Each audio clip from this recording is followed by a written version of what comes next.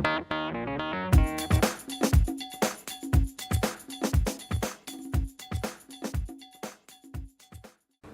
bien, bonjour à toutes et à tous.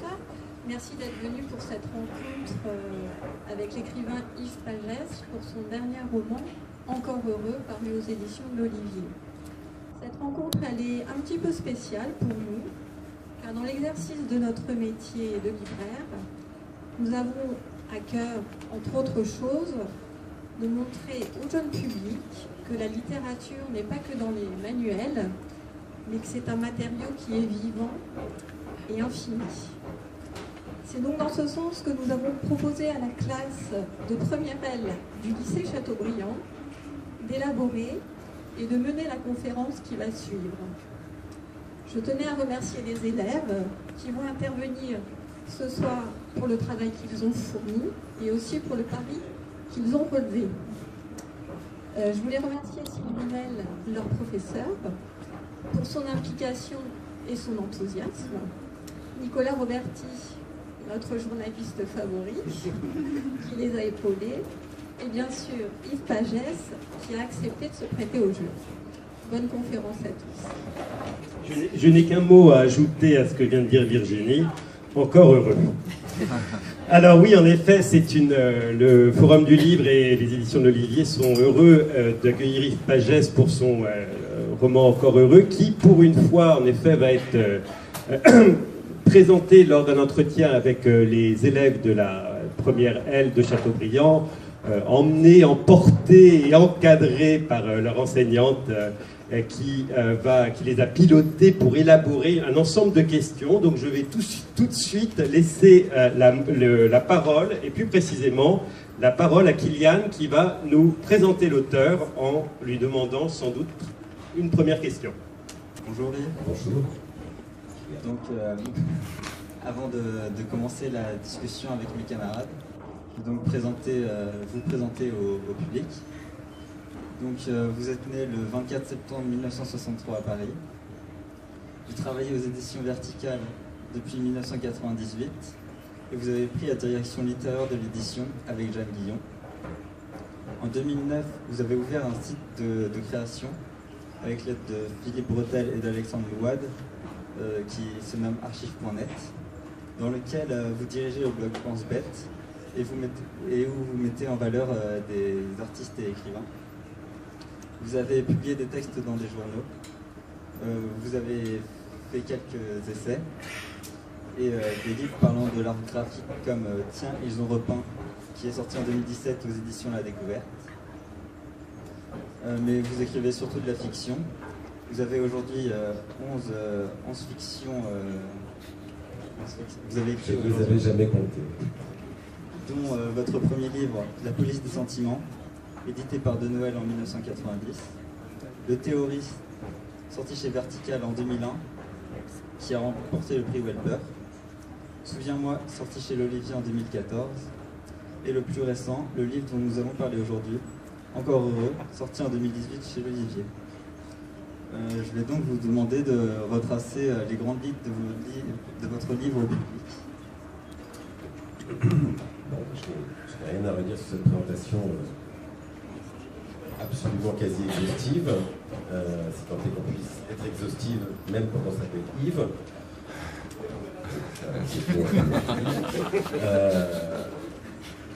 Ça commence bien.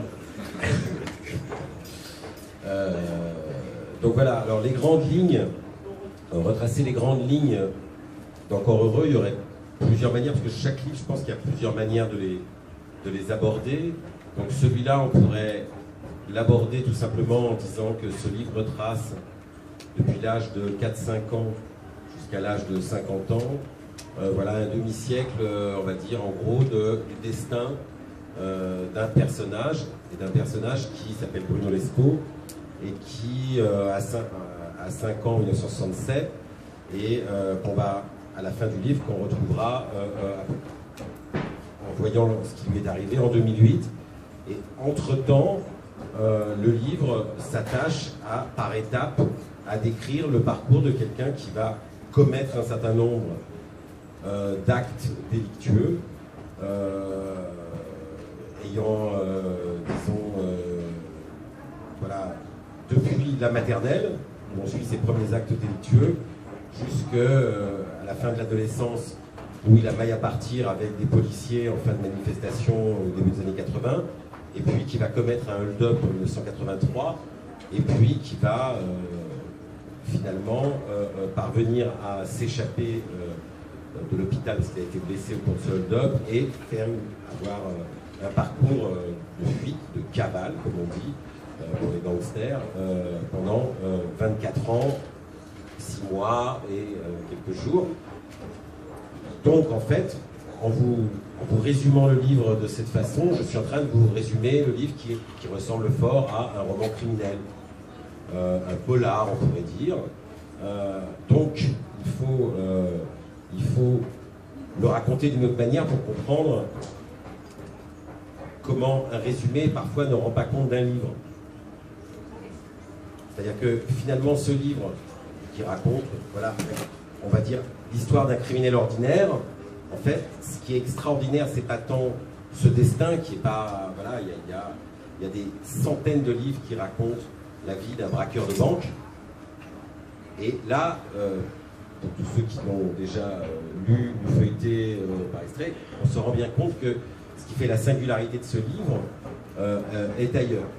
C'est-à-dire qu'en fait, ce destin, j'ai voulu le raconter, non pas à la première personne du singulier, donc ce n'est pas un livre témoignage ou un livre où on est dans la tête de celui qui va devenir un braqueur, mais ce livre est raconté par d'autres discours, et qui sont des discours de justice, des discours de psychiatrie, des discours de journalistes, des discours d'audition de police, puis les discours puis le résumé, la contre-enquête d'un journaliste écrivain qui essaie de raconter la cavale de ce personnage. Donc bref, ce héros, ce personnage est raconté par les autres, mais est raconté d'une manière très particulière puisque toutes ces instances judiciaires, psychiatriques, médiatiques et autres sont des instances qui sont en fait accusatrices, disqualifiantes, accablante pour ce personnage. Donc, ce qui m'a intéressé, moi, dans ce livre, c'était comment, finalement, on peut percevoir... Je vais m'arrêter là pour laisser la parole aux autres questions, car il y a une préparation très, très sophistiquée.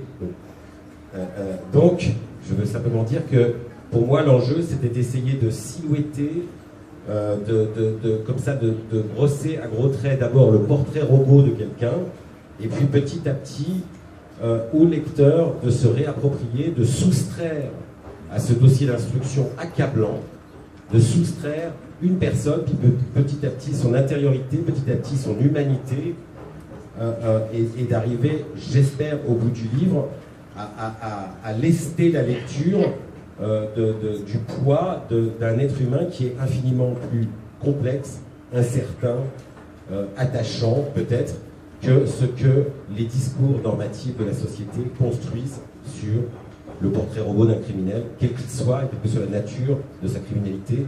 Ensuite, on verra que le personnage de Bruno Lescaut est plus complexe que celui d'un criminel, et même peut-être pas du tout celui d'un criminel. Avant de passer la parole maintenant à Cécile Egoine, je préciserai tout de même pour une sorte de complément, si je peux me permettre, à l'égard de ceux qui n'ont pas le livre. En tant que journaliste, mon complément d'enquête sera d'ajouter 2 dimensions qui sont importantes.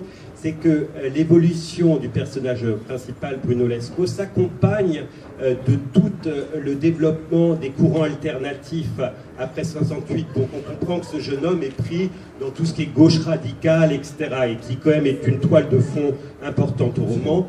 Et la deuxième chose aussi, pour différencier d'un simple roman policier classique, c'est la dimension permanente de l'humour, sur lequel on va revenir.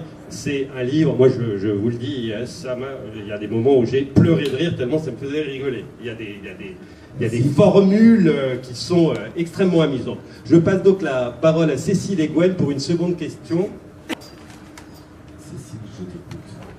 Donc, comme vous l'avez dit juste avant, vous avez décidé de présenter votre œuvre sous la forme d'un récit polyphonique, donc un récit à plusieurs voix, à travers lesquelles on découvre le personnage de Bruno Lescaut. On le perçoit notamment du point de vue de sa grand-mère, qui le décrit comme un gentil un garçon adorable, mignon comme tout, mais aussi également de son psychiatre qui le décrit comme quelqu'un se croyant coupable de naissance, et également du point de vue d'un journaliste de Paris Match qui le présente comme un diablotin à gueule d'ange. On a donc une perception éclatée du personnage avec des points de vue parfois contradictoires. Cet éclatement, il est renforcé aussi grâce au style d'écriture du texte. Donc vous naviguez entre différents styles d'écriture. Vous passez par exemple d'exposer des motifs reconnaissables grâce à l'anaphore attendu que, en témoignage ou autres coupures de presse, de sources diverses, l'Aurore, le Parisien libéré ou encore Paris Match. Et notre question c'était qu'est-ce qui vous a donné en fait envie d'écrire le livre de cette manière, et est-ce que d'une certaine manière ce serait pu donner encore plus de sens à la formule mise en exergue de votre roman, au bénéfice du doute? Absolument. Merci, c'est une double question, elle-même un peu polyphonique, que je trouve vraiment forte, qui est un peu complémentaire de ce que je viens de dire, c'est-à-dire sur la structure du livre, où en effet, le fait de faire raconter la vie de quelqu'un par finalement des instances, des discours très, très stéréotypés, normatifs, juridiques, psychiatriques, etc., c'était une façon de poser la question, est-ce qu'on peut objectiver, est-ce qu'on peut avoir un discours objectif, est-ce qu'on peut sur finalement un être humain, complexe, etc. Donc, en fait, dans un livre, et un roman, ça peut aussi servir à ça, finalement, on prouve l'intuition qu'on veut dire, on le prouve par l'absurde.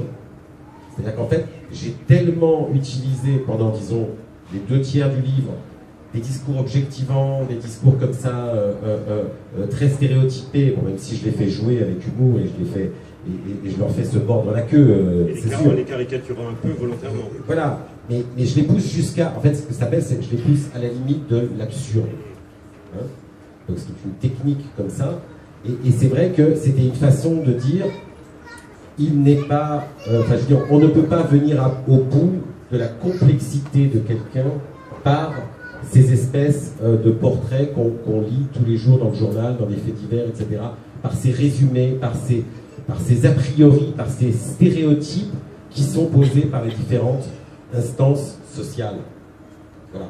Donc, ça, c'était ce que j'ai essayé de faire, et donc, à contrario, par l'absurde, de démontrer que non, l'humain est inclassable, qu'un personnage, finalement, excède toujours ces espèces de résumés dans lesquels, pour faire rentrer dans la case, on est obligé, finalement, de le caricaturer.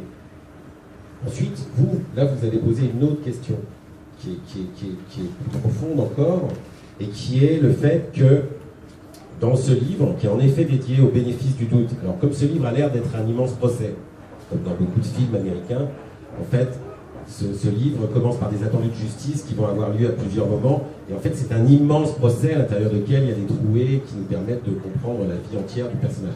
C'est une technique de narration que certains ont trouvé très originale dans mon livre, mais qui en fait est une technique que vous allez retrouver dans beaucoup de films. Dans les films, ça arrive très souvent, ce genre de choses. Bon. Moi, ce qui m'intéressait aussi, c'était que, finalement, comme vous en avez donné 3 exemples, mais il y en aurait énormément d'autres, dans tous les moments du livre, il y a des moments comme ça où on essaie de saisir le personnage dans tel ou tel trait de caractère, dans telle ou telle chose, et qui sont finalement, et en particulier dans les témoignages de proches qui sont donnés à la police, on voit bien que petit à petit, le puzzle de ce personnage, les pièces correspondent pas totalement. Et qu'il y a tellement de contradictions que ce diablotin à gueule d'ange, avec son côté humour, et puis finalement, il y a d'autres gens qui vont dire, ouais, enfin, il est vantard, il a un narcissisme immature, insupportable, et puis etc. Mais toutes ces propositions sont, pour moi, en partie vraies. Et donc, ça touche à autre chose, et qui est que je trouve que, enfin, moi en tout cas dans l'exercice à la fois, moi aussi je suis lecteur, hein, et on écrit à partir aussi de sa position de lecteur ou de spectateur de films qu'on a aimés, etc. Moi, c'est vrai que j'aime bien l'approche d'un personnage par toutes ses ambivalences, vous avez prononcé le mot, toutes ces contradictions, et finalement ne pas les restreindre, ne pas essayer à un moment donné de les plier à une seule version univoque, ne pas essayer à un moment donné, à aucun moment de simplifier. Alors là, je suis allé vraiment au maximum de ce que j'étais capable de faire dans ce roman, dans le déploiement irrésolu de la complexité de quelqu'un. C'est-à-dire, il y a des choses que je ne peux pas totalement dévoiler sur les 100 dernières pages, parce que c'est vrai qu'il y a des ressorts qui sont vraiment romanesques, etc., qu'on découvre sur sa cavale, etc.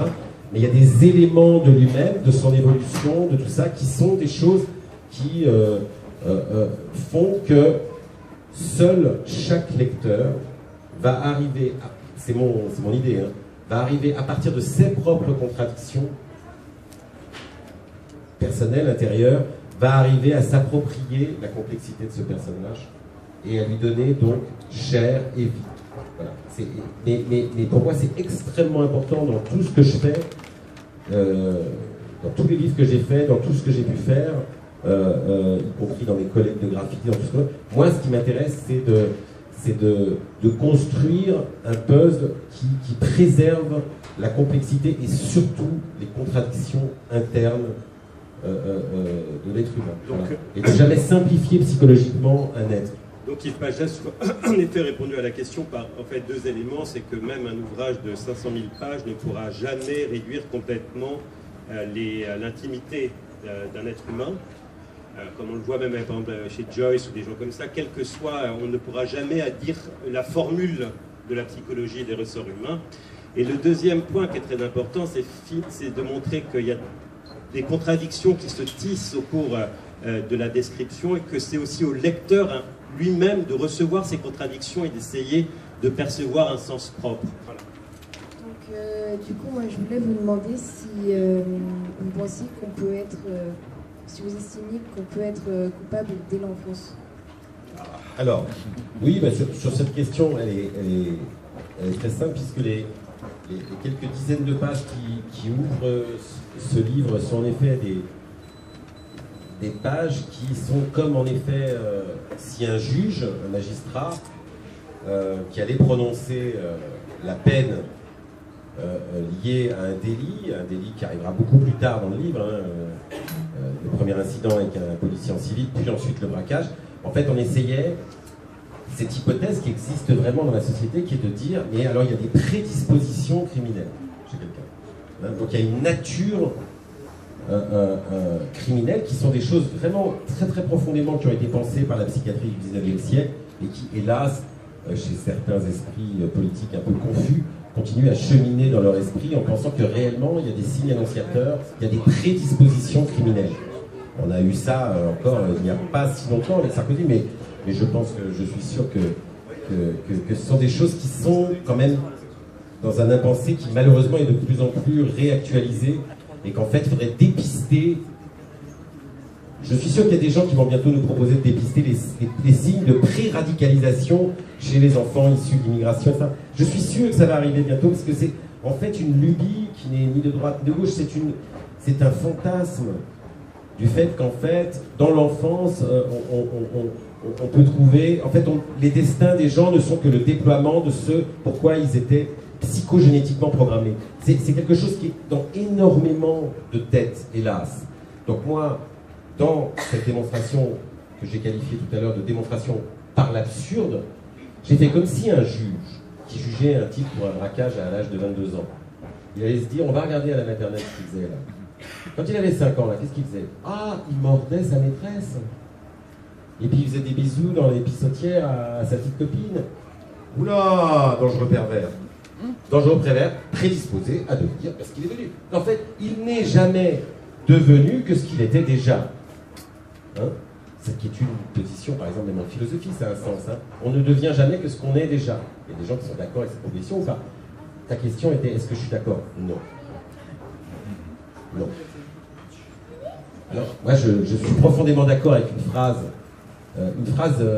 circulaire de Nietzsche, qui est très très belle, c'est « Deviens ce que tu es, sois ce que tu deviens. Deviens ce que tu es, sois ce que tu deviens. » C'est-à-dire c'est une pensée circulaire, c'est comme le cordon de Moebius, là. C'est-à-dire dès qu'on dit on a un être, à l'âge de 5 ans on était dans cet être, en fait, il y a une partie qui est vraie là-dedans. Bien sûr que ce Bruno Lescaut, il a une insolence native que je montre, il est rétif à l'autorité, il est agité. Hein? Mais en fait, cette agitation, elle peut devenir tant de choses différentes. Et chez lui, d'ailleurs, elle devient plein de choses différentes. Il a une prédisposition à quoi dans cette agitation, dans cette façon, etc. Il va devenir une sorte de dessinateur assez étonnant, etc. Autant qu'un braqueur, il devient plusieurs choses. Hein? Et puis voilà. Donc, c'est vraiment, pour moi, là, c'était essayer de ce portrait robot de ce que les psychiatres du XIXe siècle appelaient un criminel né, Lombroso et tout ça, qui cherchait les traces du criminel né. C'est très très important, hein, cette notion-là. Et là, ça n'a pas été déraciné de la conscience collective. Et bien là, j'essaye, moi, justement, de pousser à la limite cette hypothèse que je trouve fausse, et j'essaye de la montrer dans ce qu'elle peut avoir de totalement ridicule. Et j'utilise à un moment donné dans ce truc-là, quand l'institutrice traite devant le père de Bruno Lescaut, le traite de petit pervers, et c'est là où tout dégénère à la page 20 du livre, puisque le père, à tort, frappe l'institutrice, et va finir, et va passer sa soirée en garde à vue, puis ça se complique encore, puis il y a les 68 qui arrivent, donc la toile de fond historique devient folle. Mais en fait, ce que je m'amuse à mettre dès le début, je me dis, ah oui, mais le père dit, ah oui, mais Freud l'avait dit, hein, tous les enfants de 5 ans sont des pervers polymorphes. C'est normal, en fait, d'être pervers polymorphe. Et être pervers polymorphe, c'est normal. L'hypothèse des criminels nés n'a pas de sens, parce que les enfants de 4-5 ans ne sont pas des petits angelots innocents. Ils sont un peu innocents, un peu coupables, un peu insolents. Ils font des grosses bêtises, des fois ils en sont coupables, des fois non, ils sont plein de choses. Ils sont déjà complexes, ils sont déjà un puzzle où il y a tous les penchants qui vont de l'innocence absolue qui n'existe pas à la culpabilité absolue qui n'existe pas. Pagès, avant de vous faire lire un passage de votre ouvrage qui est extrait une coupure de presse extraite d'un Paris Match, disons. Oui. Une toute petite remarque, et de dire que c'est très important à mon avis ce que vous pointez là, c'est en fait un vieux point qui ne pourra jamais sortir de la tête des êtres humains, c'est-à-dire il y a ceux qui considèrent que finalement la vie est marquée par une infinité des possibles, comme on a chez Pindar, et il y a toute cette tradition qui vient en fait d'Aristote et des substantialistes, avec un terme qu'on appelle l'antéléchie, c'est-à-dire que finalement l'homme réussit, c'est l'homme qui arrive à ce qu'il était prédisposé à être. Donc partant de là, un criminel, en psychologie, on se dit s'il y a l'antéléchie, en cherchant bien, on va essayer de déconstruire pour trouver à la base comment un petit garçon de 4 ou 5 ans se comporte, et donc on va revenir en se disant celui-ci, ça va devenir un sacré salaud. Et ben on va l'éliminer, il n'y aura plus de sacré salaud. Donc vous imaginez que je suis un anti-téléchiste. Voilà, c'est ça. Donc je vous passe la lecture de page 74. Je recontextualise un tout petit peu. On est après une ellipse, dans le roman il y a des ellipses de temps comme ça, on arrive, on quitte l'enfant qu'on a vu comme une éponge dans cette époque 67-68, avec ce monde qui va se fracturer en mai 68 alors que lui est au summum de sa perversité polymorphe. Eh ben, on le reprend, mai 80, et visiblement, il a fait une grosse bêtise. Et cette grosse bêtise, elle est à double détente. Je vous en dirai peut-être un mot après avoir lu le poids des mots, le choc des photos. Cette image a bouleversé les téléspectateurs français. Une horde de vandales à l'assaut du commissariat de la place Saint-Sulpice. En première ligne, un jeune émeutier en tenue de combat, lunettes de ski sur les yeux et foulard au bas du visage. Il se détache du groupe, tandis que les projectiles pleuvent sur le poste de police. Face à lui, un civil qui n'a pas eu le temps de se réfugier à l'intérieur et se voit soudain encerclé à 20 contre 1, sans doute plus. Sur le point d'être lapidé, l'agent n'a plus le choix, il sort son arme de service. Ainsi tient-il en respect, pour quelques secondes encore, la bande d'autonomes armés de boulons et de manches de pioche. Et surtout, le plus avancé d'entre eux, qui, braqué par le canon du pistolet, stoppe net sa course folle. Un duel immobile s'engage, aux allures de western métropolitain, entre les deux protagonistes. L'enragé hirsute ouvre son blouson face au gardien de la paix et lui crie « Tire, vas-y, tire !» À ce geste de défi insensé, il faut ajouter un détail supplémentaire. Sur sa chemise en jean délavé, l'adolescent sans foi ni loi portait ce jour-là un autocollant de la Croix-Rouge. Et sur ce cœur adhésif, on pouvait lire ces mots « Offrez votre sang ». Le policier a-t-il eu le temps d'apercevoir ce détail insolite? Peu importe, on sait seulement qu'il n'a pas tiré et que, reculant sous les huées, il a fini par se réfugier auprès de ses collègues. Épilogue heureux d'une scène qui a fait depuis la couverture de la plupart des quotidiens de la presse nationale. Nous avons retrouvé la trace du Gavroche de l'autonomie qui a bien voulu répondre aux questions de Jean-Paul Delbois, notre reporter, dans un café non loin de la faculté de Jussieu. Habitué précoce des manifs bastons, des concerts sauvages et autres opérations basket, razzia collective chez l'épicier du coin, Thierry, alias Bruno, se targue d'avoir 17 ans. On lui en donnerait un ou deux de moins, mais croyons-le sur parole. Côté études, oh, moi chaque année c'était 0 pointé, alors j'ai arrêté les frais. Côté situation familiale, oh mes vieux, moins je les vois, mieux on se porte. Hein. On n'en saura guère plus, un père réfugié espagnol qui s'est tiré là-bas après la mort de Franco, une mère célibataire qui fait la maîtresse d'école en grande banlieue, peu prolixe sur sa vie personnelle, ce fils unique préfère dire nous au nom de, je cite, ses camarades de lutte. Qui sont-ils? De jeunes prolétaires qui refusent l'esclavage salarié, même si ces grands mots sonnent creux dans sa bouche grimaçante. Il a beau se hausser du col en prophétisant une offensive sur tous les fronts pour foutre en l'air votre société crevarde, faut-il vraiment prendre au sérieux ces slogans stéréotypés? Entre fanfaronnade révolutionnaire et désespérance sincère, on le sent mal à l'aise dans son rôle, l'apprenti idéologue. Pagès, merci pour cette première lecture qui en effet recoupe un peu déjà tous les premiers points posés par les élèves, et je vais maintenant passer la parole à Tiffaine et Jeanne qui vont poser une ou deux questions.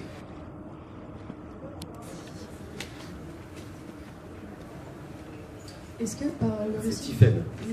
Bonjour Tiffaine. Bonjour. Est-ce que par le récit du parcours d'un jeune à la dérive, vous n'interrogez pas en creux la responsabilité parentale? En effet, la figure paternelle peut paraître caricaturale. Le père de Lescaut se désigne lui-même comme contre-modèle ou repoussoir quasi structurel. Il paye un temps le loyer de son fils, je cite, « Mais attention, j'avais fixé mes conditions, qu'il profite de l'aubaine pour s'émanciper et, par voie de conséquence, me ficher la paix. » Il pense ainsi colmater les difficultés de ce dernier. Pour illustrer nos propos, nous aimerions que vous lisiez au public le moment d'un rare face-à-face entre le père et le fils. Oui, c'était pour dire, vous voyez, dans les différentes approches qu'il y a là, outre la petite coupure de journaux sur lequel je voulais quand même dire quelque chose, c'est-à-dire je n'ai pas du tout recopié un texte de Paris Match, j'ai juste essayé d'imiter le type d'écriture très particulière qu'il y a dans Paris Match quand c'est sur un fait divers, sur quelque chose qui doit être d'une certaine manière disqualifié auprès des lecteurs. C'est qu'on est à moitié en empathie. On légendifie la chose, on lui donne une portée de western métropolitain, et puis en même temps, on le brise, le personnage. Et là, à l'issue de cet article, ce qui va être brisé, c'est que son nom et son visage vont être dévoilés, et que ça va lui coûter le fait qu'il va aller en prison. C'est-à-dire que j'ai essayé de montrer là le rouage du piège qui est tendu par un portrait qui est à moitié en empathie, et qui en même temps devient un étau qui va se refermer sur la personne qui est en effet s'est fait piéger et finalement sous ses airs comme ça, ouais je suis un rebelle, je ne peux pas signer, est une naïveté confondante en fait, puisqu'il s'est fait complètement prendre par l'illusion finalement que dans Paris Match il allait trouver un lieu où il allait pouvoir dire sa révolte, mais c'est pas le lieu où on peut dire sa révolte dans Paris Match, c'est le lieu où au contraire on va faire semblant de la montrer et on va la payer cher. Ensuite, pour répondre directement à ta question, excuse-moi, mais je suis toujours obligé de faire des contrepoints parce que j'essaye toujours de dire les choses, non pas forcément, je fais beaucoup de digressions, mais surtout de mettre des contrepoints. Et là, le contrepoint, c'était, par rapport à ta question, c'était, oui, il y a une dimension que j'ai complètement assumée à l'intérieur du livre, et qui est une dimension qui existe, on est aussi le fils de ses parents. Et puis, si on fait un peu d'analyse sur soi, le fils de ses grands-parents aussi. C'est sur 2 générations en général, la parentalité et les effets de la parentalité. Parce qu'en fait, on n'est pas malade de ses parents. on est malade du fait que ses parents ont été malades de leurs parents. Il y a toujours un étage supplémentaire dans les transmissions de névrose. Et là, en fait, incontestablement, cet enfant, oui, je lui ai donné quand même un cadre familial que j'ai voulu assez drôlatique aussi à ma façon, mais qui est un cadre familial que le lecteur va pouvoir prendre comme un cadre en partie traumatisant. Toute famille est traumatisante. Toute. Donc, là, le père est un ethnosexologue, visiblement, les gens qui tapent plus pour ceux qui ont envie de découvrir le livre, un peu libidineux. Donc, avec des passages croustillants, là encore. Quand même, on se dit, il est quand même limite. Et une mère qui est assistante à la mise au point, ce qui n'est pas un vrai métier, hein, enfin qui est assistante photographe, etc., qui va devenir assez féministe, mais qui est quelqu'un qui est encore, qui a une nature en partie dépressive, qui n'est pas arrivé totalement à se sortir du poids d'une société où les hommes avaient visiblement encore une domination assez forte. Au milieu de tout ça, cet enfant, oui, il est une des éléments, mais pour moi, ce qui est important surtout, c'est pas de nier le fait qu'il y ait un aspect dans le livre que j'ai vraiment voulu, que j'ai décrit, qui revient dans tous les moments du livre jusqu'à la fin. Je ne peux pas en dire plus, mais la mère va avoir une très grande importance dans les 20 dernières pages. Le père aussi, donc c'est pas du tout que je lâche cette piste, mais pour moi c'est une piste parmi d'autres. Ce qui me gênerait, c'est qu'on en fasse la détermination centrale. C'est ça que je n'aime pas. Je veux dire, quand on dit des romans psychologiques, évidemment qu'il y a de la psychologie dans ce livre. Ce personnage, il a une psychologie. Pour les trois quarts, c'est celle que vous allez lui prêter, et disons que la psychologie de ce personnage n'est pas majoritairement déterminée par le fait que son père, incontestablement, s'est pas vraiment beaucoup occupé de lui et était un peu intéressé par ses propres trucs. Voilà. En même temps, on remarquera qu'en contrepoint à certains autres moments du livre, son père a fait le petit geste aussi nécessaire pour lui filer un coup de main. Et que cette mère, auquel on s'apercevra au cours du livre, pour lequel il y a un attachement et une culpabilité énorme, peut-être de pas avoir fait tout ce qu'il fallait faire pour prouver son amour de sa mère. Et en même temps, l'itinéraire, la cavale et tous les gestes de Bruno Lescaut ne sont pas expliqués par sa culpabilité d'avoir été un garçon ingrat envers sa maman. Voyez-vous, Yves Pagès, vous me faites penser à un élément, une image qui était employée par les positivistes au XIXe siècle et qu'on n'utilise plus et qui pourtant, je trouve, je n'y avais pas pensé jusqu'alors, qui est l'idée du puzzle. Les positivistes avaient cette très belle idée qui était de dire l'humanité, qu'elle soit un individu donné ou dans son ensemble, est comme un puzzle qui révèle sa figure progressivement au fur et à mesure que les pièces s'assemblent. Et dans votre cas, en effet, on ne peut pas se réduire à une seule pièce, c'est l'ensemble des pièces qui progressivement va révéler la forme du personnage principal. Les élèves vous proposent donc de lire un deuxième passage de Encore heureux, paru aux éditions de l'Olivier. Je suis obligé de dire que là, il s'agit, après le hold-up qu'a commis son fils, il s'agit d'une déposition de police du père de Bruno, qui est interrogé par la police et qui va, au cours de sa déposition, dire des choses. C'est un père qui, alors que son fils a été accusé d'un hold-up qui a mal tourné, etc., et qui peut être très très gravement condamné, et qui raconte ça. Avec un ton particulier, c'est un scientifique, hein, c'est pas un joyeux drille.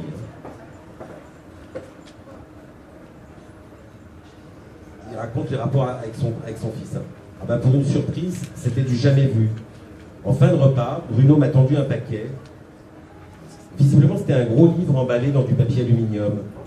En l'occurrence, c'était Crépuscule de l'Occident, une culture de la dénaturation, mon dernier ouvrage. Je ne savais pas trop comment interpréter ça.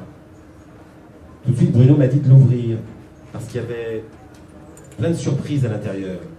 Alors je me suis mis à feuilleter mon propre livre, et en effet, c'était partout annoté par ses soins. enfin plus exactement illustré, avec de minuscules dessins dans les marges. 2-3 mots recopiés au crayon noir, et juste à côté, un petit crowbar, comme il appelle ça. Vous imaginez, ça m'a fait tout drôle d'être, pour ainsi dire, revu et corrigé par mon propre fils. C'était le monde à l'envers, hein. Un vrai cadeau tombé du ciel. J'ai sorti mes lunettes et commencé à y regarder de plus près. Mais il m'aurait fallu une loupe pour distinguer chaque détail.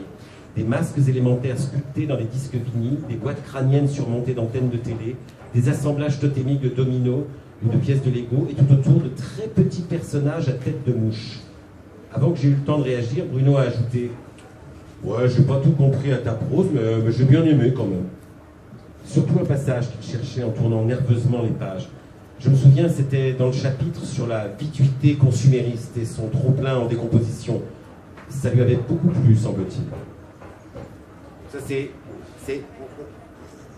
il y a un rapport de malentendu structurel quasiment entre ce père surintello et très très souverainement autocentré et son fils qui est justement lui il est que dans des pratiques transgressives comme ça, etc.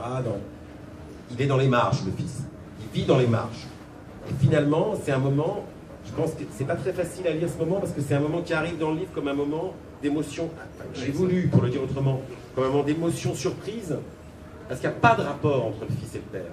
Et tout d'un coup, inopinément, là c'est vraiment, si je peux dire, le moment où je me sens vraiment romancier, puis je me dis, ah là j'ai trouvé un truc, c'est que là tout d'un coup, inopinément, je produis à dessein, je sais pas si ça marche, mais un rapport émotif, qui est de dire tout d'un coup, dans la vie, on peut être dans un malentendu absolu entre père et fils, une incompréhension absolument radicale, mais pendant un quart d'heure de ce repas, ce geste complètement inversé, qui est que le fils offre son propre livre à son satané intello de père, mais un livre graffité dans les marges où Bruno vit en fait.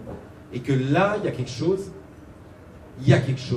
qui va du père au fils et du fils au père. Alors j'ajoute, voilà, c'est un moment qui est très très important pour moi, parce que j'ai eu un père très intello. Et je peux dire par exemple, cette scène, c'est une scène que j'ai écrite Elle m'est venue, il y a des scènes où on réfléchit, moi je savais ce que je mettrais dans le livre, à peu près à tel moment, je savais qu'il y aurait une cavale, je savais à quel moment il se passerait ceci, à peu près. Mais là, cette idée qu'il offre son propre livre à son père et qu'il est dessiné dedans, c'est quelque chose, c'est une matinée où tout d'un coup, quelque chose se dit de peut-être ce que je suis jamais arrivé à faire avec mon propre père. Yves Pagès, merci. Alors pour deux raisons. La première, c'est que votre lecture permet aussi de faire entendre aux lecteurs qui n'auraient pas encore lu votre ouvrage la précision lexicale, la précision du style. Et ça, c'est un point très important. Et le deuxième point, pour un peu surenchérir, moi c'est en effet le moment, un grand moment d'émotion, certainement parce que Bruno Lescaut offre le livre du père à son propre père, mais c'est doublé par le fait que le croquis, le graffiti qu'il fait dans la marge est ce que n'arrivera jamais à faire le père et qu'il sait, c'est-à-dire une représentation par l'image des concepts que lui s'emploie à décrire au long de milliers et milliers de pages. Et ça, le choc quaternaire en quelque sorte, père, fils, concept, image, fonctionne très bien. Ouais, merci, c'est un truc qui me tient très à cœur. Ça fait partie, dans un livre, on cache aussi c'est pas un enjeu général du livre, ce rapport père-fils, mais c'est vrai que, comme il y a un enjeu du rapport à la mère, mais là je ne veux pas en parler parce que c'est vers la fin, c'est évident que, voilà, c'est des choses, dans les livres, un livre c'est un univers, et puis de temps en temps, on fait un petit trou, comme dans un jardin, et puis on cache des sépultures, des petites choses très importantes à soi, on les cache dedans. C'est pas l'enjeu général du livre, mais c'est une petite chose qui, pour moi, était très importante de cacher là. Alors, Yves Pagès, justement, vous parlez un petit peu de biographie et d'autobiographie. C'est sur ce thème-là que porte la prochaine question que nous pose Jeanne. Bonjour Jeanne. Dans une interview donnée à l'Humanité, vous dites à prendre enfant du dissensus. Dans Le Monde, on peut lire que votre roman est quasi autobiographique. Votre essai, Souviens-moi, se basait d'ailleurs sur la remémoration de votre vécu. Pourquoi et comment travaillez-vous ce matériau de la vie personnelle ?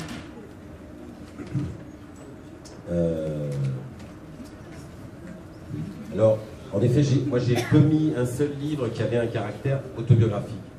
Il s'appelait Souviens-moi. Là, ça veut dire quand on écrit un livre à caractère autobiographique, ça veut dire qu'on est dans un certain état d'écriture. Là, en l'occurrence, c'était carrément sur la remémoration. Mais en dehors même de cette question, je m'obsédais sur les souvenirs lointains qui me reviennent de temps en temps. En dehors de cet aspect de la rémémoration, c'est-à-dire qu'on est dans un pacte d'écriture qui est un pacte de l'authenticité. On essaye d'approcher avec les mots la vérité d'un référent qui a existé, donc il ne faut pas le trahir. Donc on est dans quelque chose où d'ailleurs, mon esprit d'ironie permanente qui est souvent à l'œuvre dans ce que j'écris, il faut que je baisse un tout petit peu cette tonalité parce que là, il y a un référent. Quand on écrit un livre comme celui-là, j'ai des matrices imagines, j'ai des matrices que je transpose. Il y a des choses que j'ai transposées. Mon père n'était pas ethnologue, ma mère n'était pas photographe, tout ça.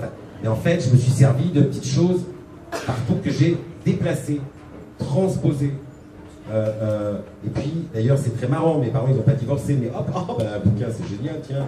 Si c'était mes parents, je les fais divorcer à telle époque, etc. Parce que le personnage a 1 an de plus que moi. Donc on est très près.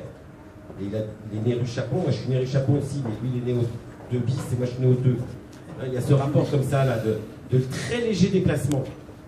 Et c'est vrai que c'est plus du tout la même chose. C'est-à-dire que là, quand on écrit une fiction, au contraire, on peut penser consciemment un certain nombre de référents qu'on détourne, qu'on déplace, qu'on change, qu'on transforme, avec lequel on s'amuse, qu'on inverse. C'est-à-dire que là, on se livre à une activité qui est celle à laquelle vous vous livrez tous les jours, toutes les nuits, toutes les après-midi si vous faites la sieste, c'est-à-dire le rêve. Le rêve, c'est des renversements de signes, des déplacements de signes, et très souvent avec des référents qui sont liés aux gens que vous connaissez, etc. Enfin, c'est une activité, voilà. Donc l'activité de la fiction, c'est cette activité de pouvoir, au contraire, jouer, ou pour le dire, même si c'est un peu simplifié, trahir en permanence tous les référents qui sont conscients. Ce qui est vraiment une activité extrêmement différente de celle du pacte autobiographique, où au contraire, on essaye, avec émotion, d'être non seulement loyal, non seulement fidèle, mais d'être dans une proximité, dans une intimité à la réalité de ce qui est advenu et qu'on voudrait transmettre. Donc c'est vraiment, pour moi, c'est vraiment des choses qui sont extrêmement différentes. Voilà. Et ensuite, les livres, ils s'écrivent avec des intentions, avec des beaux discours, mais beaucoup moins que ceux qu'on a après sur le livre 2 mois après. Là, je suis 2 mois après la sortie du livre, là, je peux avoir des beaux discours. Quand j'ai commencé le livre, moi, je n'avais pas de conscience de tous ces trucs-là. Hein. On n'écrit pas avec des théories. Hein. Mais ce que je veux dire, c'est que le livre, il s'écrit aussi beaucoup avec les forces de ce que Sigmund appelait le subconscient, l'inconscient, les voies royales de l'inconscient. Il n'y a pas que le rêve, il y a l'écriture fictionnelle. Et donc, du coup, voilà, il y a beaucoup de choses qui m'ont échappé, y compris dans des trahisons, des référents que je n'ai même pas pensé avoir, qui sont dans le livre. Ou après coup, je me dis, ah ça c'est marrant que j'ai mis ça, parce que quand même ça a un rapport avec ça. Et parfois, il y a des gens qui me connaissent, qui disent, c'est fou que tu aies mis ça, parce que quand même, ah oui, j'y ai pas pensé. Merci Yves Pagès pour cette partie, en effet, qui éclaire par la biographie, le caractère qui pourrait être quasi autobiographique. On va revenir un petit peu à l'intérieur du texte et plus précisément vers une scène précise, scène que vont évoquer Pablo et Lisa. Alors, tout d'abord, nous aimerions que... Bonjour Pablo. Tout d'abord, nous aimerions que vous lisiez le 3e extrait, qui est celui donc, du hold-up. C'est encore un article de journal. C'est un article de journal du Parisien Libéré qui date du 17 février 1983. Hier matin, vers 10h30, 7 individus masqués pénètrent dans une succursale de la BNP au carrefour de la rue de Paris et du boulevard de la Liberté à Charenton-le-Pont. Haut les mains, peau de lapin, hurle l'un des assaillants en laissant croire aux 3 employés assis derrière leur guichet qu'il s'agit peut-être d'un canular. Quelques giclées de bombes lacrymo en plein visage les ramènent à une plus triste réalité.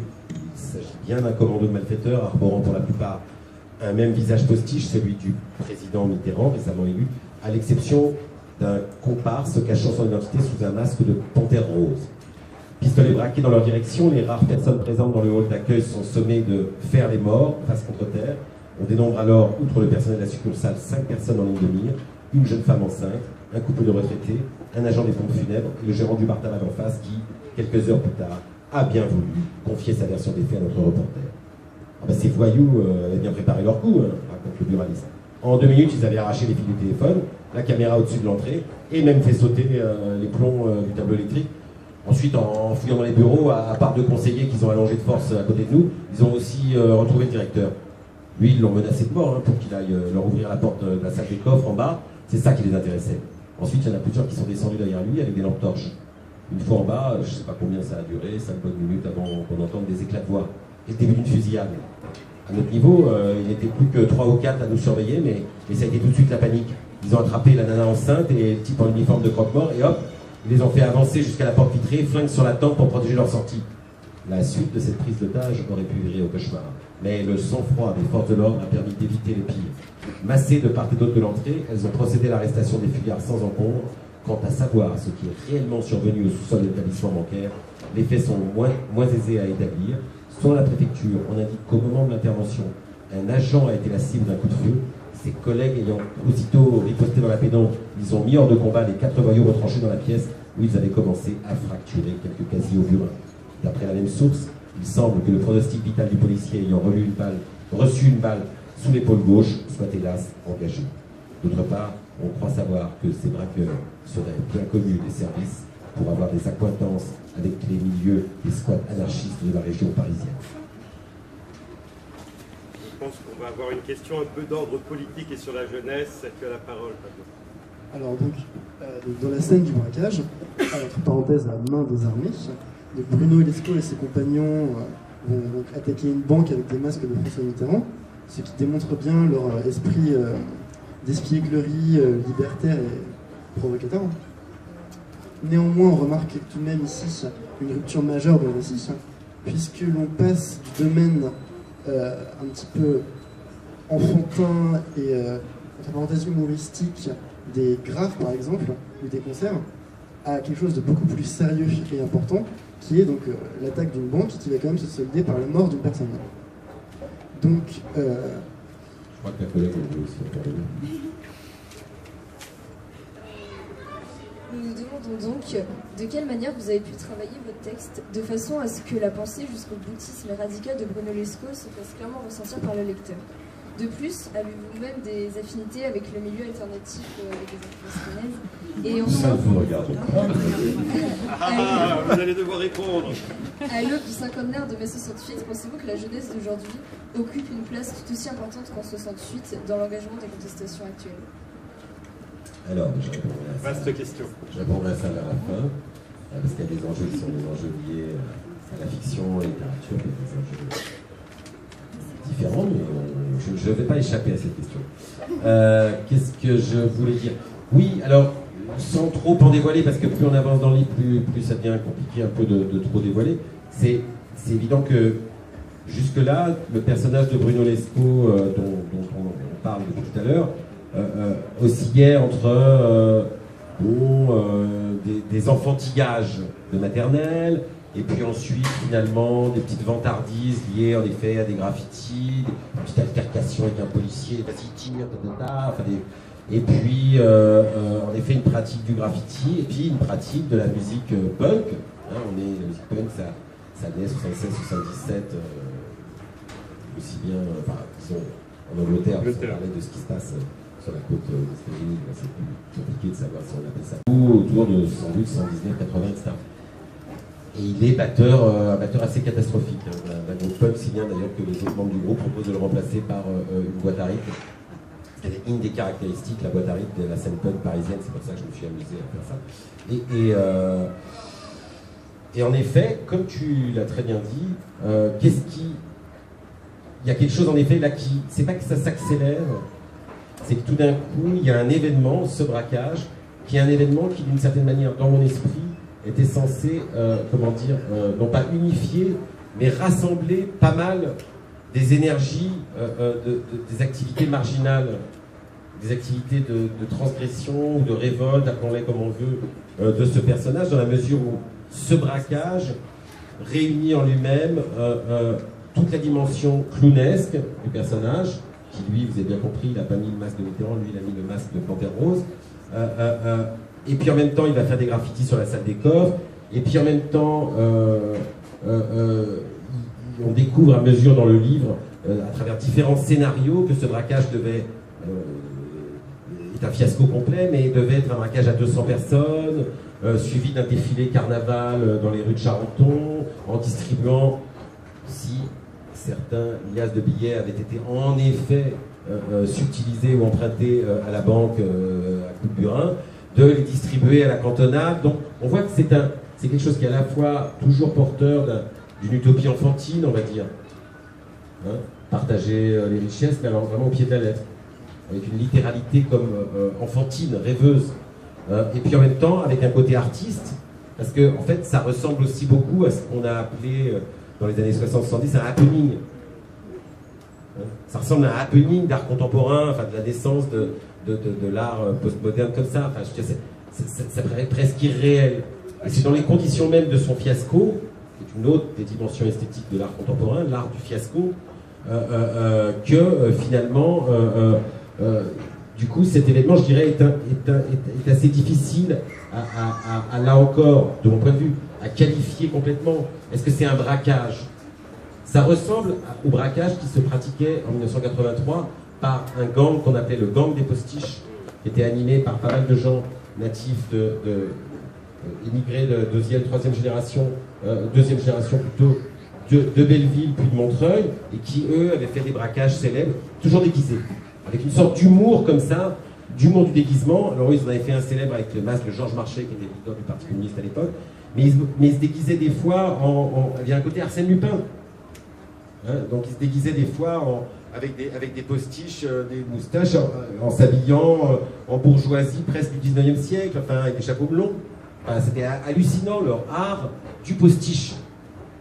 Donc, voilà, je me suis aussi inspiré de cet art-là, mais je dirais que ce que j'ai voulu prendre, j'ai voulu faire dans cet acte qui va en effet déterminer toute la criminalisation de la vie ensuite du personnage, moi j'ai voulu qu'il soit à la fois un acte qui soit encore inqualifiable, parce que c'est pas non plus un hold-up, c'est pas action directe, c'est pas un truc politique non plus uniquement comme ça revendiqué comme tel, c'est un peu festif, c'est un peu un happening, c'est un peu un braquage sur le mode opératoire des braquages de cette époque-là. Voilà, c'est quelque chose qui est un peu flou et qui à un moment donné en effet s'affronte sur le mur de la réalité, c'est-à-dire... Yves Pagès, moi je trouve que c'est très actionnisme viennois. Et puis voilà, alors actionnisme viennois avec la morbidité en moins. Avec moi, c'est très actionnisme viennois, l'happening, le politique, etc.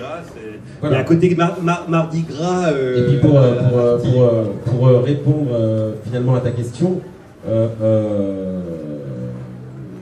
alors finalement, est-ce qu'on écrit, je répondrai en 2-3 temps, mais très rapidement, est-ce qu'on écrit, est-ce que le fait que ce personnage soit en effet de sensibilité, au sens le plus large, qui soit de sensibilité libertaire, pas libéral, libertaire.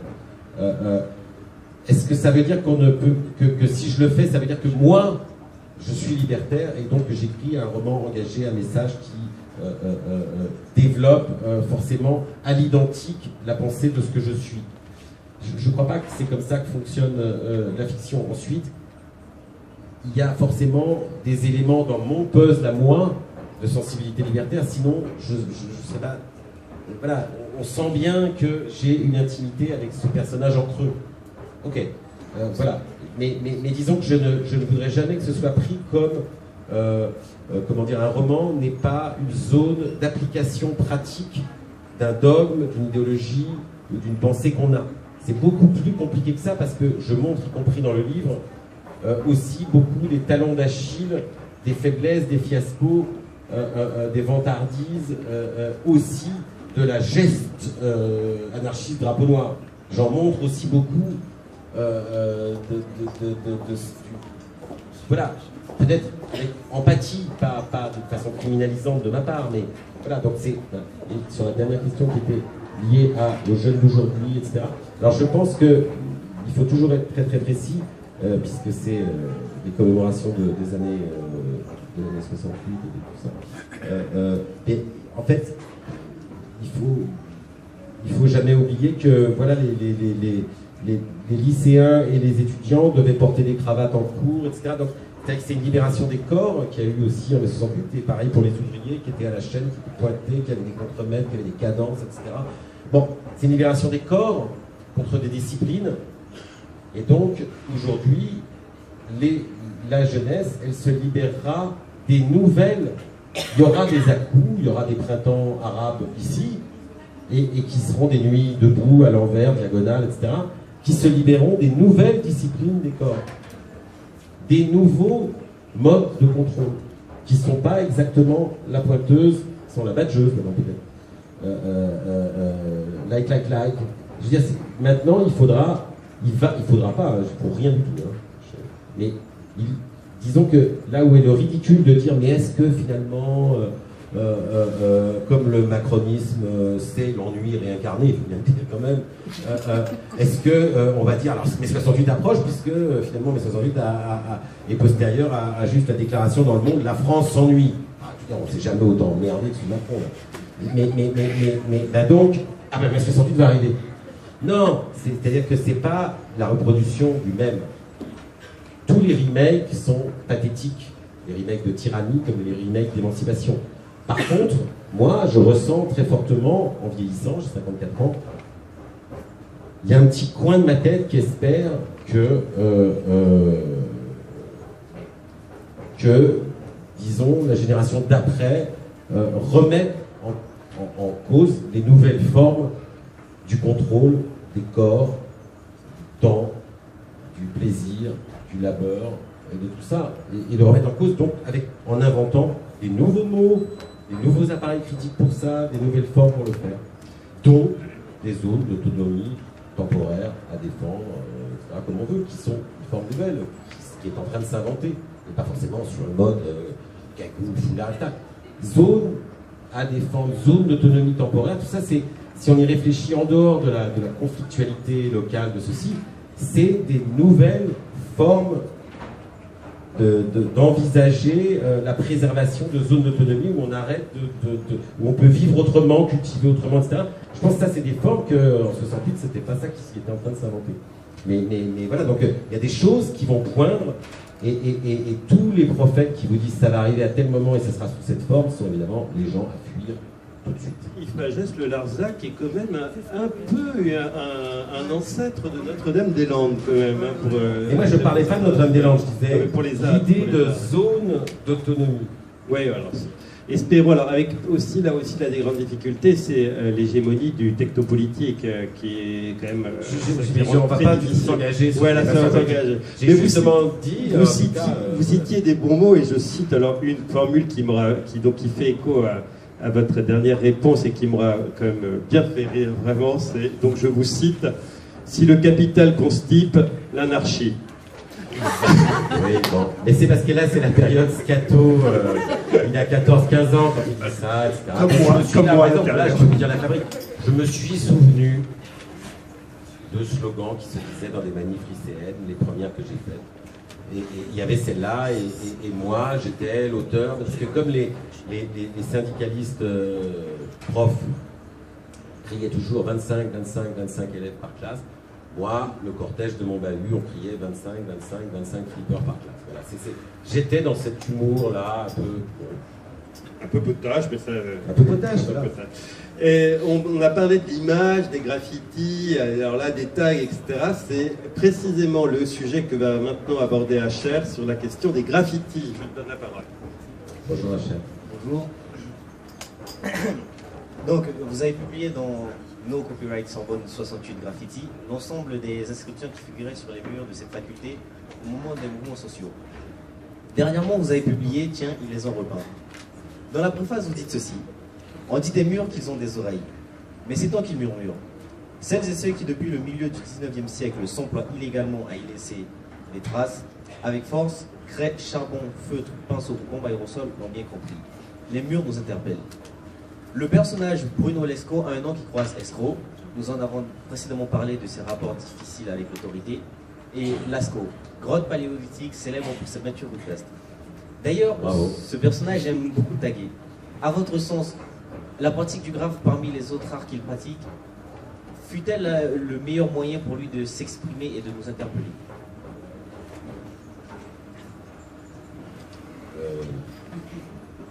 Déjà, bon, s'il est question de dire le meilleur moyen, je ne vais pas répondre oui, parce qu'il n'y a rien qui est le meilleur moyen. Il y a plein de moyens. Les gens privilégieraient aucun.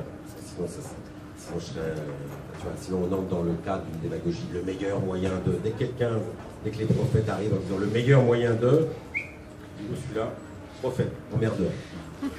Et prophète pas, je ne sais pas s'il y a quelque religion que ce soit. Tous les prophètes, il y en a plein, ils sont Dieu. Alors, pour te répondre, en fait, c'est très chouette ce que tu dis, parce qu'en effet, là, je peux le dire, c'était conscient pour moi. Il s'appelle Bruno Lescaut. Je savais qu'il allait faire du graffiti. Et je savais que Lascaux, d'ailleurs, c'est dit à un moment dans le livre, et puis, je ne peux pas le dire, je ne peux pas trop revenir là-dessus, mais à la fin du livre, c'est là où on arrive, en fait, finalement. Et ce qui m'intéresse là-dedans, c'est que c'est vrai, là j'y crois vraiment, et je le dis dans la préface du livre, tiens, ils ont repeint ma collecte de 50 ans de graffiti textuel, incontestablement, dans les cavernes, nos amis sapiens, en fait, il y avait déjà les artistes, ceux qu'on avait divisé le travail, qui étaient les artistes qui faisaient des petits bisons, etc. Mais en gros, on a compris qu'à peu près tous ceux qui étaient de la tribu, en fait, ils s'amusaient à faire ce qu'on appelle des empreintes négatives, qui a failli être le titre de ce livre, ça aurait pu s'appeler les empreintes négatives. Et ces empreintes négatives, c'est l'origine de mon art préféré dans le street art et dans le graffiti visuel, c'est le pochoir. Vous avez compris que l'intégralité de mon livre, faire découvrir la personnalité de quelqu'un en le voyant blanc sur noir par rapport à toute la noirceur qu'on peut dire de lui à travers des instances accusatrices, c'est une empreinte négative, c'est une écriture au pochoir. Donc en effet, incontestablement pour moi, une des naissances du marquage d'un territoire, du marquage libre, de l'expression de chez moi, c'est de mettre sa main là et de se faire cette chose-là. Donc oui, c'est une forme, en tout cas, il n'y a pas tellement de formes d'expression, à la limite de l'artistique, à la limite du etc., qui va depuis l'homme des cavernes jusqu'à aujourd'hui. Il n'y en a pas tant que ça. Mais par exemple, il y a cette main inverse. Donc, j'y pense. C'est pas seulement une rhétorique de préface de livre, j'y pense, et de fait, c'est quelque chose qui est à la fois un matériau qui est en commun avec mon travail obsessionnel de collègue de graffiti, etc., et qui en même temps est quelque chose qui est un fantôme, un spectre qui hante l'intégralité de ce livre, qui est quoi? Les expressions collectives du langage, de l'écriture, du graffiti, de tout ça. C'est-à-dire que, par rapport, là, pour revenir à ce que vous disiez tout à l'heure, c'est-à-dire ce destin individuel, il est aussi au milieu de tout un bain de langage et d'écriture collective. Je vous remercie, Pagès. Alors, pour finir, simplement une petite remarque pour Asher. Il est commun, je ne sais pas d'où sort cette idée qu'on trouve maintenant dans les ouvrages sur le graffiti de faire remonter les premières traces de graphes et de tags sur les murs. C'est tout à fait erroné. Il y a un ouvrage absolument remarquable qui est sorti il y a une vingtaine d'années et qui avait notamment collationné des tags et des graffitis sur le Colisée à Rome au temps de César, avec notamment un fameux le soldat Marcus a pissé un litre ici, et d'autres de la même veine, et des dessins. Donc en fait, l'art de un petit peu, comment dire, un peu de casser le système, un peu anti-système par le fait de faire des graffitis existe depuis un bon bout de temps. Oui, à Pompéi, les trois quarts des graffitis avaient des fonctions satiriques, dénonciatrices. Et je vous remercie pour ce terme de satirique, parce que ça sera, après ces très bonnes interventions des élèves de la première aile du lycée Chateaubriand, vous venez de prendre le terme, d'utiliser l'adjectif satirique, et j'ai une question à vous poser qui m'est venue à la fin de la lecture de votre roman. Est-ce que finalement votre ouvrage ne s'inscrit pas dans une sorte de veine de la farce satirique?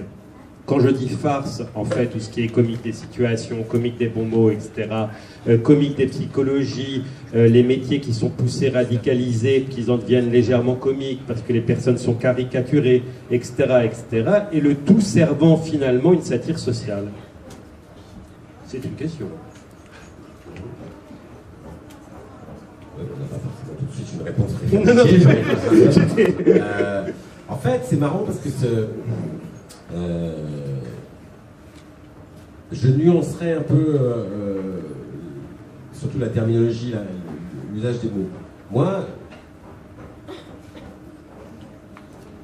j'ai pas eu l'impression, par exemple, que le discours journalistique ou les différents registres de langage que j'ai utilisés étaient très caricaturés.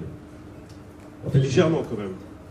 Même pas. Pour moi, ils sont déplacés, utilisés à contre-emploi, plus que caricaturés, plus que outrés.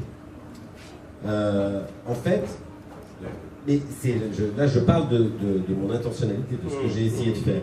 Donc pour moi, l'objet n'est pas tellement l'outrance, mais était plus de les utiliser à contre-emploi, c'est-à-dire de les décaler, de les désaxer, voilà.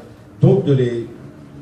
Non, ce qui est quand même une façon rouée et rusée de les faire jouer contre eux-mêmes. De débloquer le langage.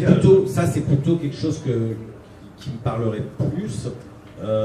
Parce qu'en fait, aujourd'hui, quand on parle de satirique, ou de journaux satiriques, ou les humoristes professionnels de la radio, de la télé, etc., c'est-à-dire eux qui sont en effet vachement dans l'outrance, moi j'ai l'impression que c'est une outrance qui tourne à vide.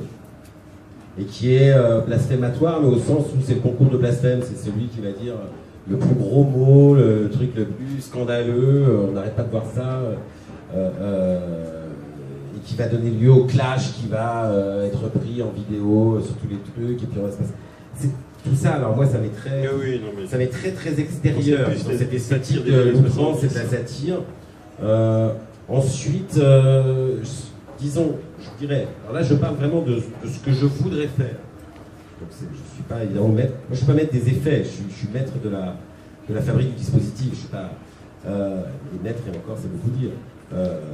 C'est que moi j'essaye de confronter là un personnage qui lui-même fait en effet, utilise l'humour, le jeu de mots, la satire, oui on peut dire, lui il est dans l'outrance, etc., c'est clair. Et de le confronter à son vieillissement, à comment il réagit quand la sanction sociale est extrêmement violente, etc. Et du coup, il y a quand même une part de mélancolie, il y a une part de gravité aussi, il y a une part de tendresse, on l'a vu dans le rapport au père. C'est une pirouette d'offrir son livre à son propre père, mais c'est tendre de lui... Donc ce que je veux dire, c'est que moi, ce qui m'intéresse, c'est quand même la confrontation de la corrosion ironique avec d'autres types d'humeur et de sentimentalité assumée pour le personnage. Et pour l'ensemble du livre, pour moi c'est pareil. C'est-à-dire que c'est un livre qui est en effet une énorme machine de guerre contre l'esprit de sérieux, oui, c'est ça. Mais ce qui n'empêchera pas, je l'espère, le lecteur de prendre très au sérieux ce que c'est que construire une machine de guerre contre l'esprit de sérieux. Oui, alors en effet, il y a ces deux aspects. C'est-à-dire qu'en fait, c'est une affaire sérieuse pour moi. C'est politique et c'est-à-dire que mettre en scène le fait que l'humour est peut-être la politesse du désespoir de la subversion, c'est pas du tout une chose qui me fait rigoler, moi. J'y crois vraiment. Enfin, ça m'intéresse en tout cas. C'est-à-dire de dire qu'il ne peut pas y avoir de subversion sans humour, parce que la subversion qui se prend totalement au sérieux, elle amène à la tyrannie et au totalitarisme. C'est quelque chose, c'est 50 ans de réflexion, enfin 40, parce que je réfléchissais pas tant que ça quand j'étais petit. Mais voilà, c'est-à-dire que pour moi, c'est l'articulation entre l'humour et d'autres humeurs et d'autres imaginaires dans la construction d'un roman ou dans le rapport au politique, donc ça, pour moi, ce sont des questions sérieuses. Il faut qu'il y en ait, mais s'il n'y a que de l'humour, c'est insupportable aussi. Donc pour moi, c'est des questions en fait auxquelles en fait, je prendrais assez sérieusement en cause, et c'est peut-être le drame, non pas de ma vie, ça va bien, mais c'est peut-être le drame de tous ceux qui, depuis Aristophane ou d'autres, ont essayé d'articuler la question de l'humour, de la satire, alors chacun avec leur forme d'humour, c'est de souvent ne pas être complètement pris au sérieux. Yves Pagès, le Forum du Livre ainsi que le lycée Chateaubriand vous remercie d'avoir répondu si aimablement à ces questions. Avant de procéder à une séance de dédicace... C'était un vote. Sortez vos petites numéros. Quelqu'un dans le public souhaiterait-il poser une question? Moi, c'est sur le titre. Alors, une question et assez rapidement parce que l'heure est assez avancée, je vous en prie. Juste, pourquoi encore heureux? Alors, le titre, en fait, pour le dire très très rapidement, le titre n'était pas mon titre de travail, je l'ai dit, il y en avait plusieurs. Il y avait un cas d'absence, et puis il y avait peut-être l'empreinte négative, mais comme j'avais pas écrit un recueil de poèmes, ça allait pas, quoi. Donc, en fait, j'avais pas de titre, et donc c'est, comme souvent ça peut arriver dans le rapport avec les éditeurs, en fait, à un moment donné, dans le texte, vers la fin, tout à la fin, il y avait, entre autres, encore heureux, et une ou deux formules de ce type. Et voilà, c'est quand l'éditrice en question, Laurence Renouf, m'a dit, mais ça pourrait être le titre, non? Et j'ai dit, ah bah oui. Merci encore Yves Pagès, bravo.